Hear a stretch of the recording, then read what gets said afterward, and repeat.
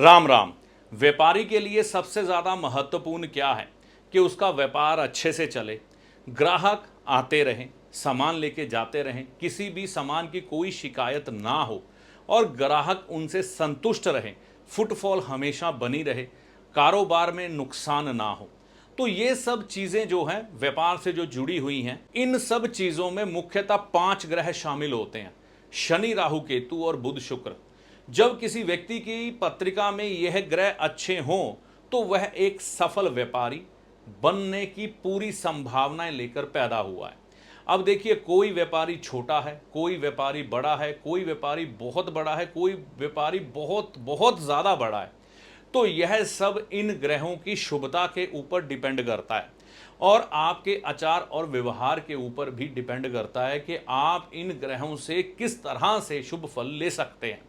मुख्यतः व्यापार चलाने के लिए आपको इन्हीं ग्रहों का सहारा लेना पड़ता है। अब देखिए, अगर आपको अपने नाम का बड़ा ब्रांड बनाना है ना, तो उसके लिए शुक्र और शनि मुख्यतः काम करते हैं और बुध भी। जब यह ग्रह किसी की पत्रिका में शुभ हो तो ऐसे व्यक्ति बहुत ऊंचे स्तर तक जाते हैं, बहुत ज़्यादा नाम कमाते हैं।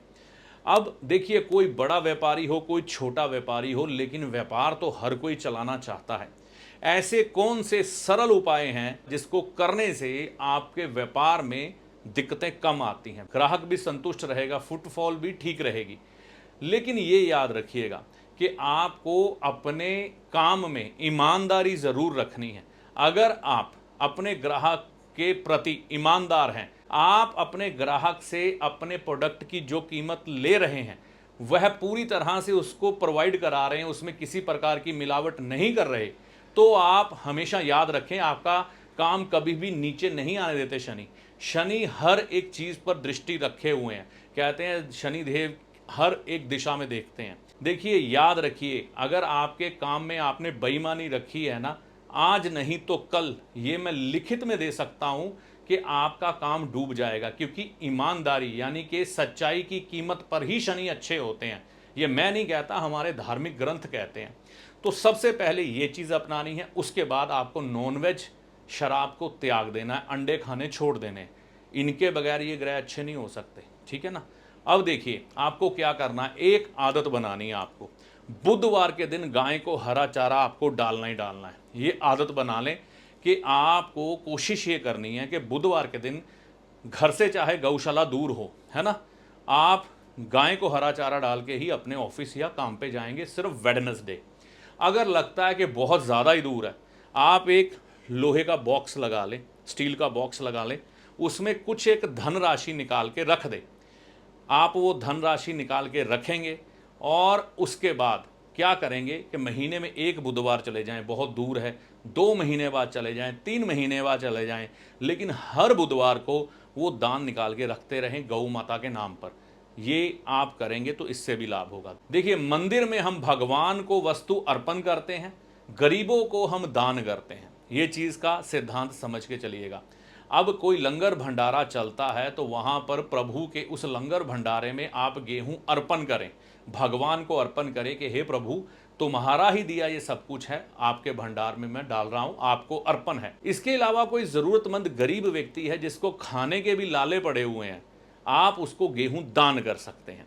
तो ये आप निरंतर रविवार के रविवार या महीने में एक रविवार, जो संक्रांति, सूर्य संक्रांति के बाद पहला रविवार आए, ये आप करना शुरू कर दें। भगवान को अर्पण करें, गरीब व्यक्ति को दान करें, दोनों में से एक ही करना है।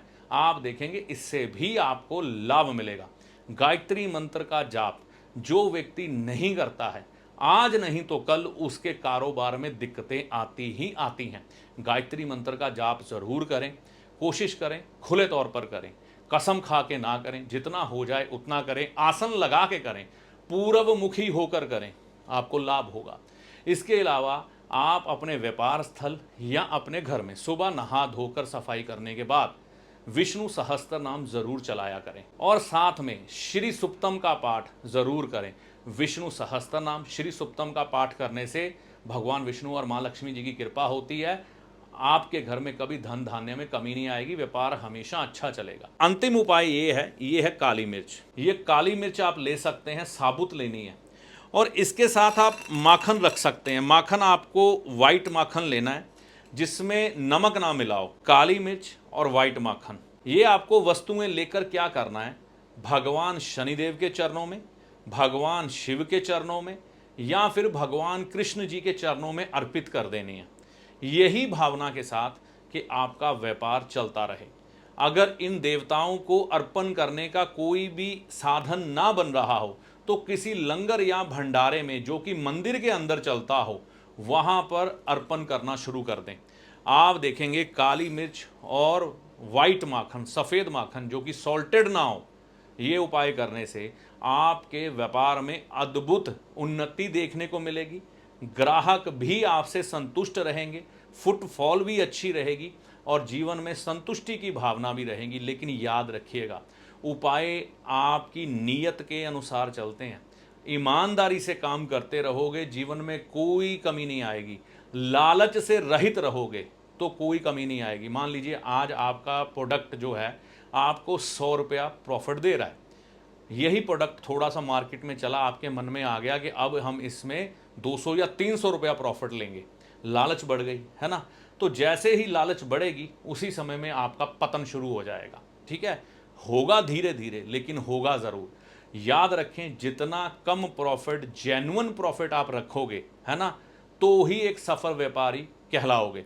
नहीं तो बड़े बड़े व्यापारी बीमारियों से जूझते हुए देखे गए हैं, उनके परिवार वाले और वह खुद, जो लालची होते हैं। ठीक है, तो लालची नहीं बनना है, हमको संतुष्ट रहना है और भगवान की शरण में रहना है। छोटे छोटे उपाय करते हुए आप देखेंगे आपके व्यापार हमेशा फलते फूलते ही दिखाई देंगे। अब ये काली मिर्च का उपाय और माखन का उपाय आप शुक्रवार, बुधवार या शनिवार कोई भी दिन चुन सकते हैं जब आप कर सकते हैं। ठीक है, समय कौन सा है, शाम का बढ़िया है, यानी कि दोपहर 3 बजे के बाद और सूर्यास्त होने से पहले पहले करें।